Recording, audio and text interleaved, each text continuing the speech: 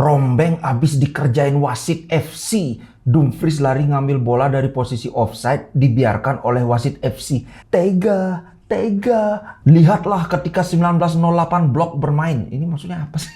VAR pun seakan tidak berfungsi. Bahkan pada gol kedua ada dugaan tendangan offside, tetapi bahkan di sini mereka tidak menunjukkan banyak. Semuanya ditutupi. Mon, ini kau udah menang. Gak usah pedulikan nyinyiran kakak tiri. Jangan lupa, pertandingan sisa ntar mesti kau sapu bersih ya, Mon. Wih, iya bang. Thank you bang. Abang Moninho emang the best. Cuma agak kesel aja bang, dituduh-tuduh mulu sama kakak tiri. Halah, biasa itu. Soalnya mereka makin kejepit. Lah wong fans Roma aja nggak ada yang ribut dan komplain kok. Nggak usah didengerin, Mon. Oke deh bang, makasih support moralnya bang. Salam buat Javier Zanetti ya. Pokoknya kami, pasukan mantan Inter, akan berjuang keras buat ngejegal kakak tiri, Mon. Sip bang, doain lancar sampai akhir musim ya bang.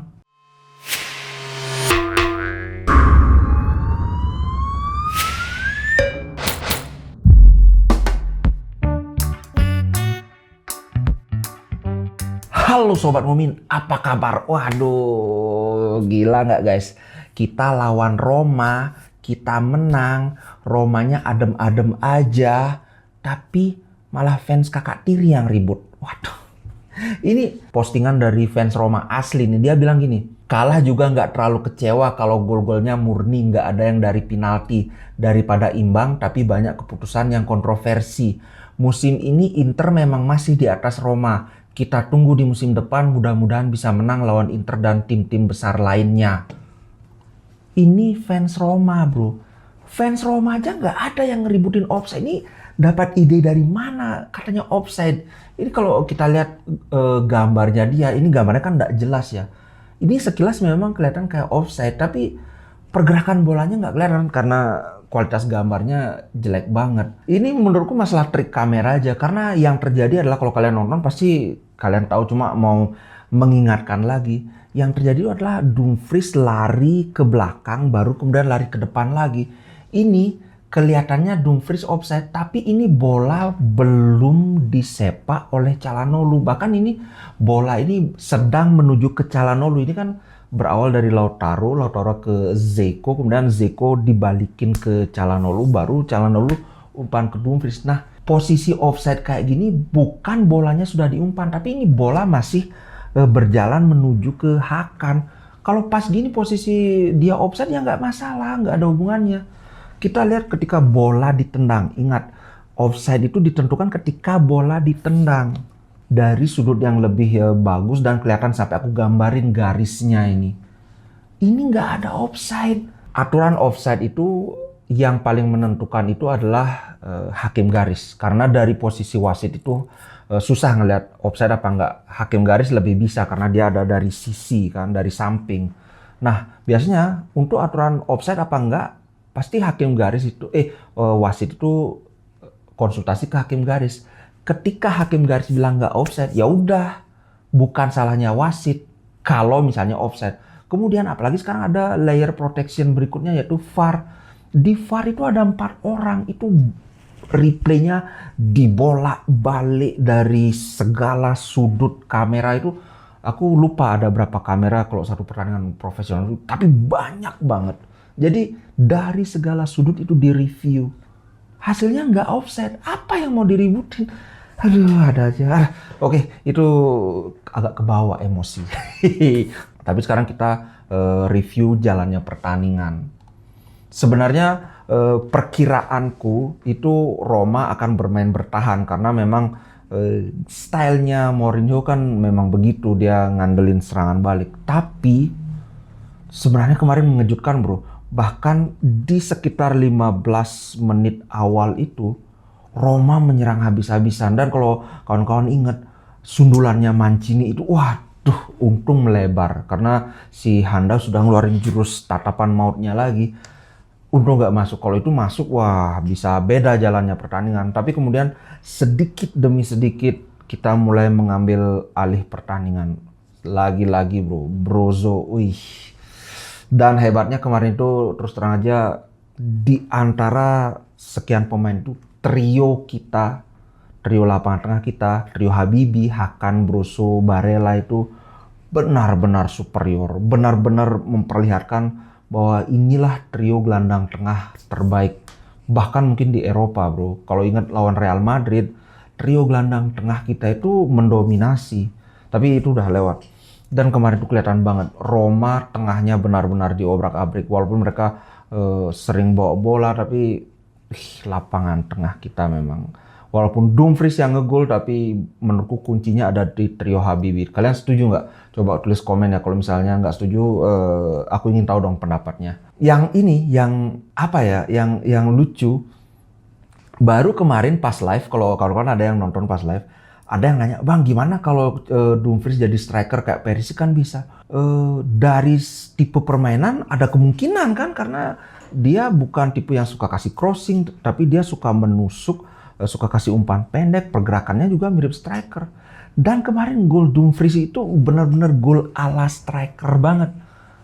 Merhatiin nggak sih, kan serangan itu dari sisi kiri, Dumfries itu kan di wingback kanan, tapi dia bergerak sampai ke sana jauh banget. Dan pergerakan itu khas striker banget. Dari depan, dia tahu dirinya posisi offside, kemudian dia berlari ke belakang, tapi habis itu langsung sprint ke depan lagi. Ini gol, bukan gol ala winger, tapi gol ala striker, center forward gitu loh. Gila, jangan-jangan bisa dicoba antar Denzel Dumfries kalau kita lagi misalnya gimana, dia pasangin jadi striker kan.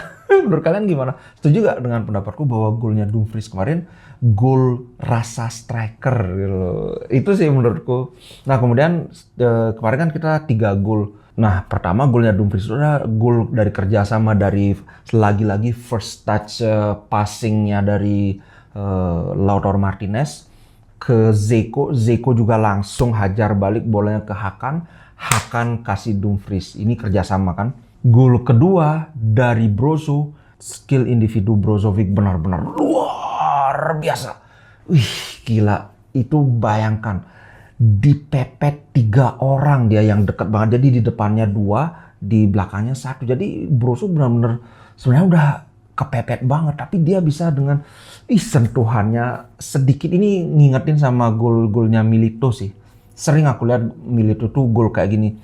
Dia gocek, tapi bukan gocek yang kesana kemari, cuma gocek yang istilahnya seeking position, jadi nyari posisi yang lebih bagus untuk nembak gitu loh, bukan untuk melewati pemain.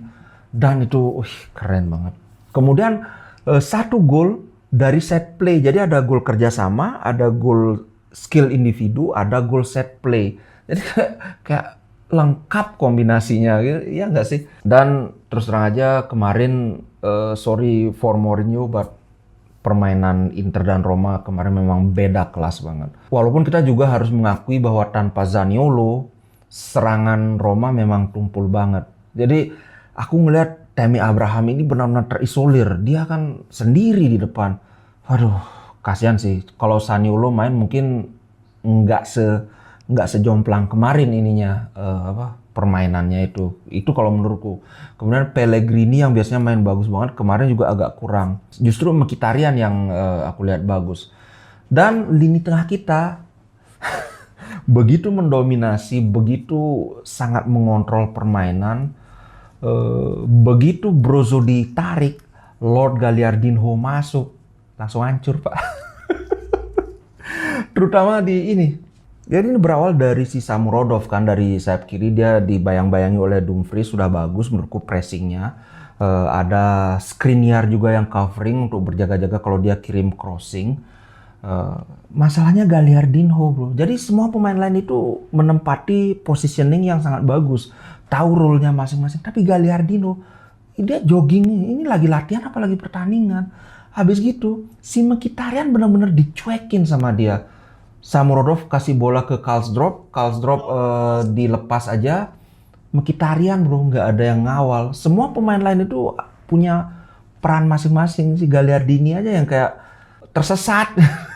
Aduh, tapi bagus sih, walaupun gara-gara dia kebobolan, tapi aku tetap mendukung keputusan si Inzaghi untuk menarik keluar Brozovic. Jangan sampai kejadian lagi pemain kita kelelahan. Ya udah, tarik aja. Kemarin itu, ini Menurutku di antara Trio Habibie ini semua tampil luar biasa. Tapi yang paling keren, Hakan Calhanoglu. Wih, gila. Kemarin itu benar-benar kayaknya penampilan terbaik Hakan Calhanoglu. Jadi dia ada 2 assist dan bahkan lebih dari itu. Bukan cuma assistnya aja. Jadi pergerakan dia selama pertandingan itu benar-benar, bahkan di fase bertahan pun dia sangat dominan. Wih, mantap bener. Aduh. Tapi kita harus terima kasih dengan kakak tiri dikasih pemain gratis yang sangat kontribusinya kenceng. Walaupun naik turun kemarin lawan Milan dia bagus, tapi tidak sebagus Brozo dan Barella. Kali ini di antara bertiga itu dia yang paling bagus mainnya. Kalian setuju nggak kemarin tuh di antara bertiga itu Hakan yang paling bagus main? Kalau menurutku itu bukan cuma masalah asisnya aja, tapi memang kontribusi sepanjang pertandingan. Ih, mantap banget. Ini bahkan di Sempre Inter, si Hakan Calhanoglu tuh dikasih nilai 9 loh. Walaupun menurutku nggak 9 sih, 8,5 oke. Tapi yang jelas aku setuju kalau Hakan Calhanoglu adalah man of the match kemarin. Kalau kalian gimana? Setuju nggak? Yang menurutku tampil kurang bagus, sebenarnya bukan kurang bagus, maksudnya tidak sebagus penampilan biasanya, yaitu Perisic. Tapi sekali lagi bukan jelek ya, cuma tidak sebagus penampilan biasanya. Kalau dikasih nilai, aku kasih nilai 6,5. Di sini dikasih berapa Perisic? Coba kita lihat. 6,5 kebetulan sesuai dengan ini. Sesuai dengan perkiraanku. Soalnya yang lain rata-rata dapat 7,5. Joaquin Korea kurang bagus sih menurutku. Bagusan Zeko kemarin, terserah mau ada yang bilang dia lambat, tapi aku melihat secara keseluruhan ya, secara gimana dia positioningnya, link up play-nya, beberapa kali dia memang melakukan kesalahan, tapi secara keseluruhan menurutku kemarin Zeko lebih bagus dari Korea. Kalau menurut Sempre Inter ini Zeko dikasih nilai 6, Korea dikasih nilai 5,5. Aku setuju banget. Kemudian siapa lagi yang perlu? Oh ya, Di Marco bro. Wih, lagi-lagi Di Marco main sangat bagus. Dia dikasih berapa nilai? Dikasih nilai 7. Aku setuju banget. 7. Beberapa kali ini Di Marcus semakin apa ya, chemistry-nya dia dengan Perisic menurutku semakin bagus, semakin jalan. Ketika Di Marco maju, Perisic membackup di belakang, dan beberapa kali crossing bahkan umpan lambungnya ke depan itu, umpan panjangnya apa ya, bagus akurasinya, sangat menyulitkan. Jadi kalau kalian setuju nggak Di Marco kemarin main bagus banget? Aku agak disayangkan sebenarnya kemarin Bastoni masuk. Ya ngerti sih kita mau lebih bertahan. Cuma Di Marco kan kayaknya belum pernah main full ya 90 menit. Aku lupa, kayaknya belum pernah. Pingin lihat Di Marco main 90 menit full. Gitu. Ini ada komentar yang bagus dari Stefan De Vrij. Dia bilang adalah gini, Juventus win was either in or out, great performance today. Jadi maksudnya dia itu pertandingan lawan Juventus itu benar-benar menentukan gitu. Aku setuju banget. Ini mirip kayak ketika kita kalah lawan Milan. Kita main bagus, tapi kita kalah. Habis itu penampilan kita menurun, penampilan Milan menanjak. Nah kemudian kita lawan Juventus, kita mainnya jelek, tapi kita menang. Habis itu kita langsung menanjak permainannya, bagus terus sampai sekarang. Jadi menurutku, makanya aku selalu bilang mental itu penting banget selain skill dan hal-hal lain. Jadi kepercayaan diri itu memang penting banget dalam pertandingan sepak bola bro. Wih gila, habis kita main jelek tapi menang, habis itu kita main bagus dan menang. Wih mantap banget. Aku suka sih nonton ini kemarin. Jadi termaafkanlah Gagliardinho walaupun dia masuk langsung rusak mainan Inter, tapi nggak apa, sudah ada selisih 3 gol. Menurutku aku setuju dengan keputusan Inzaghi. Selisih 3 gol, sejelek-jeleknya Inter main nggak mungkin sampai terkejar gitu. Oke guys, terima kasih buat kawan-kawan yang sudah join. Sekali lagi terima kasih banyak untuk sponsor yang sudah bergabung. Belakangan ini semakin banyak sponsor yang join. Aku sangat menghargai hal tersebut. Oke, sampai jumpa di konten komen berikutnya.